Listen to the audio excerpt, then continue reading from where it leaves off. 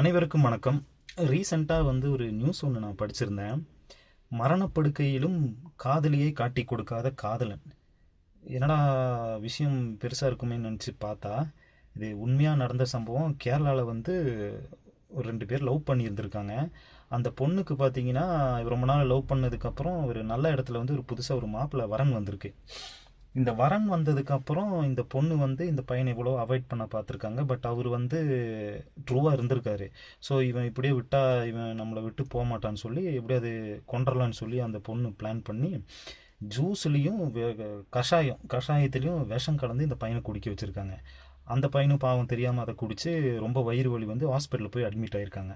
Admit ஆகும்போது இந்த மாதிரி கடைசியாக அந்த லவர் வீட்டில் போய் ஜூஸும் இந்த மாதிரி கஷாயம் குடித்து அதுக்கப்புறம் தான் இந்த மாதிரி எனக்கு ப்ராப்ளம் சொல்லவே டாக்டர்ஸ் ட்ரீட்மெண்ட்டெல்லாம் ஸ்டார்ட் பண்ணியிருக்காங்க. ஆனால் ரொம்ப உடம்பு ரொம்ப மோசமாகி கடைசியில் அவர் இறந்தே போயிடுறாரு.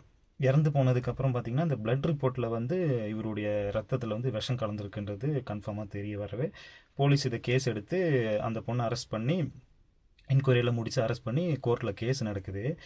கேஸ் நடந்ததுக்கப்புறம் பார்த்தீங்கன்னா இதில் மிக முக்கியமாக ஜட்ஜு மரண தண்டனை அந்த பொண்ணுக்கு மரண தண்டனை கொடுக்குறாரு. அதில் ஒரு 3 காரணியை அவர் சொல்கிறாரு. என்னன்னு பார்த்தீங்கன்னா, அந்த பொண்ணு காதலனை மட்டுமல்லாமல் காதலின் உணர்வையும் சேர்த்து கொலை செய்துள்ளார். 1. 2வது 11 நாட்கள் தண்ணி கூடி குடிக்காமல் மரணப்படுக்கையில் இருந்தும் தன்னுடைய காதலன் அந்த காதலியை காட்டி கொடுக்கல. அவர் கடைசியாக நேரத்தில் கூடி இந்த மாதிரி, ஏன்னா அவருக்கும் தெரிஞ்சிருக்குது விஷம் கலந்து கொடுத்த ஜூஸு தான்ன்றது அவருக்கும் தெரிஞ்சிருக்குது. கடைசியாக 3வது பாயிண்ட் என்னன்னு பார்த்தீங்கன்னா, துரோகத்தை எதிர்கொண்டாலும் தன் காதலியை நேசித்துள்ளார் என்று கூறி அவருக்கு மரண தண்டனை அளித்துள்ளார். காதல் பாருங்க, காதலுக்கும் ஆசைக்கும் ஒரே ஒரு டிஃப்ரென்ஸ் தாங்க.